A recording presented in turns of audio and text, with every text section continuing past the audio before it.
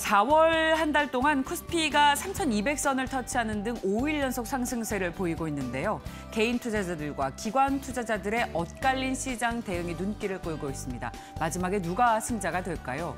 이 개인 투자자들은 시장이 하락할 것을 베팅해서 인버스 상품에 투자를 하고 있는데 굿버스, 그러니까 내릴 때 2배의 수익을 내는 인버스 상품에 공격적으로 투자하고 있습니다. 반대로 기관 투자자들은 지수가 상승할 것을 보고 레버리지 ETF 투자를 하고 있는데요.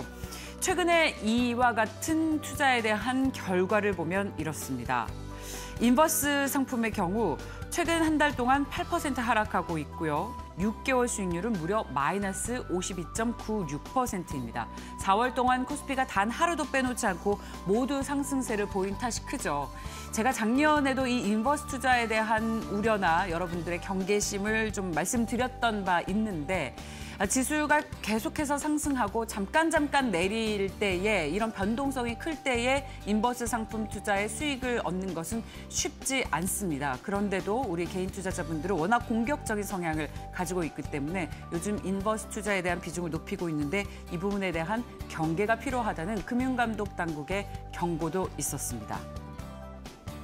5월 1일부터 5일까지 중국은 노동절 연휴에 들어가죠. 그런데 코로나19 이전 수준으로 이동객이 늘어날 것이라는 전망이 나오고 있습니다. 무려 2억여 명 이상이 이동할 것이라는 이야기입니다.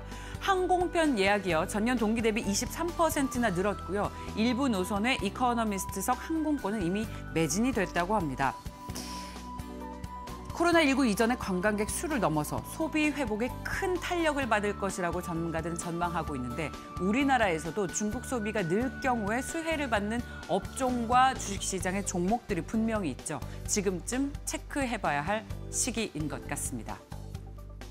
삼성전자 투자 계획이 잇따라 나오고 있는데 10여 년 전에 극자외선 EUV 노광 장비를 생산하는 네덜란드 ASML에 투자한 3,600억 원가량이 작년 말 기준으로 9배 수준인 3조 원으로 불어났다는 소식이 전해지고 있습니다. 이건 삼성전자가 주주로서 쏠쏠한 이익을 냈다는 것 이상의 의미를 가지고 있다고 합니다. 바로 안정적인 공급망 확보인데요. 지금 반도체 시장에선 EUV 장비 수급 경쟁이 날이 갈수록 치열해지고 있는데 시적절하게 삼성전자가 EUV 장비 확대해서 이것이 삼성전자가 앞으로 안정적인 공급망을 확보하는 데 큰 도움이 될 것이라는 의견들이 나오고 있습니다.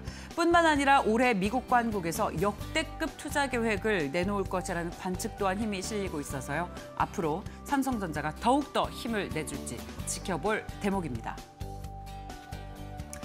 하지만 전 세계적으로 차량용 반도체 수급난에 굉장히 골머리를 앓고 있죠. 현대차도 이와 같은 수급난 여파로 다음 주에 그랜저와 소나타 생산을 중단한다는 소식입니다.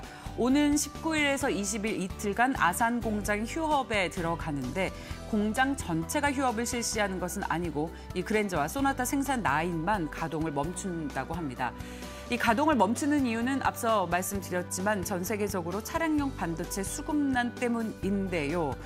현대차 측에서도 차량용 반도체 확보에 총력을 기울이고 있지만 이 수급이 원활하지 않아서 불가피하게 휴업을 실시하기로 했다고 합니다. 하지만 아직까지 추가 휴업 실시 여부는 검토하고 있지는 않습니다. 최근에 주식시장에서 화학주들의 흐름이 상당히 좋죠. 화학주들의 수급이 굉장히 좋은데요. 공급이 워낙 많아서 수급이 여기를 못 따라줄 거라고 걱정들을 했었는데 기우였습니다. 수급이 계속해서 늘어나서 업황까지도 굉장히 좋다라는 장밋빛 전망들이 잇따라 나오고 있는데 라텍스, 스판덱스, 플라스틱 소재 등 석유화학 제품들의 가격 상승세가 계속해서 고공행진을 나타내고 있습니다. 종목별로 봤더니요. LG화학의 영업이익 상승률이 지난해 같은 기간보다 무려 300%가 넘게 늘었고 금호석유화학이 234%, 효성 TNC도 136%나 늘을 것으로 전망이 되고 있습니다. 관련 기업들의 주식시장에서 주가 흐름 또한 굉장히 좋은 것을 확인을 할 수가 있죠. 지난해 말부터 올해까지 고스란히 이어지고 있는 석유화학 사업의 호조가 올해 1분기까지 이어지면서 석유화학사들의 실적에 고스란히 반영이 된 것입니다. 그리고 오늘은 대한민국 가치투자의 대가 이채원 전 한국밸류 자산운용 대표가 저희 방송에 출연합니다. 가치주, 성장주 논란이 많았고 도대체 가치주 투자란 무엇인가 우리 굉장히 고민 많이 했었는데 이분이 모든 것을 이야기해 줄 수 있습니다. 가치 투자의 정석, 이채원 대표의 이야기를 저희 굿모닝와 함께 계속해서 들어보시죠. 자, 그렇다면 증권사 각장에서는 오늘 어떤 업종과 종목에 관심을 기울이고 있을지 강남으로 가보겠습니다. 하나금융투자 강남금융센터의 이민경 PB입니다. 안녕하세요. 네, 안녕하세요. 오늘 어떤 공략주 보고 계십니까? 네, 최근 코로나 신규 확진자 수가 일일 600명대를 기록하며 4차 유행 우려가 커지고 있습니다. 전 세계적으로 백신 접종은 시작되었지만 국내의 경우 백신 수급에 차질을 빚고 있는데요. 이런 와중에 정부가 다소 섣부른 발표를 했습니다. 지난주에 오는 8월 국내 제약사 한 곳이 코로나19 해외 백신을 위탁 생산할 것이라는 내용이었는데요. 해당 이슈로 국내 관련 기업들의 주가가 롤러코스터를 탔습니다. 왜냐하면 정부가 위탁 생산 계획을 발표하면서도 어떤 백신이 어떤 제약사를 통해 얼마나 생산되는지 등은 전혀 밝히지 않았기 때문인데요. 시장에서는 온갖 추측성 기사가 나오며 투자자들 또한 불확실성에 베팅하는 듯한 양상 보였습니다. 실제 정부 발표 후 가장 유력하게 거론된 녹십자의 경우 발표 당일 장중 16% 급등해 41만 7천 원까지 주가 치솟았다가 이튿날에는 장중 5%가량 하락했습니다. 또 다른 바이오 회사 휴온스 글로벌과 프레스티지 바이오 파마는 러시아가 개발한 스푸트니크 백신 위탁 생산을 추진한다는 소식이 알려지며 이러한 기업들의 주가도 크게 움직였는데요. 이슈는 다음 날도 지속되었습니다. 정부가 해당 백신은 러시아산 백신 아니다라고 발표하며 장 초반 18% 이상 상승했던 프레스티지 바이오파마는 4%대로 상승폭 축소되었고 녹십자와 한미약품, 삼성바이오로직스가 하락폭 줄이거나 상승 전환하는 모습 보여졌습니다. 그렇지 않아도 최근 증시가 작은 호재에도 민감하게 반응하는 상황에서 정부의 성급한 발표가 혼란을 초래하지 않았나 싶기도 하는데요. 현재 국내 생산 기반 갖춘, 즉 위탁 생산 가능한 CMO 관련주에 관심 가져보면 좋을 것 같습니다. 현재 국내에서는 SK바이오사이언스가 아스트라제네카 코로나19 백신을 위탁 생산하고 있는데요. 셀마테라픽스와 녹십자가 러시아 세 번째 코로나 백신 코비박 위탁 생산 추진해왔고 바이넥스와 이스에티스가 러시아의 스푸트니크 V 위탁 생산 업체로 거론이 되어 왔습니다. 개인적으로 CMO 관련주들 중에는 주목해볼 만한 종목이 삼성바이오로직스가 아닌가 생각이 되는데요. 지난주 외국인과 기관 집중 매수했는데요. 삼성바이오로직스 1분기 실적은 시장 기대치보다 부진할 것으로 관측되는 반면 하반기 우상향 예상되며 현 상황에서 저가 매수하는 게 아닌가 생각이 됩니다.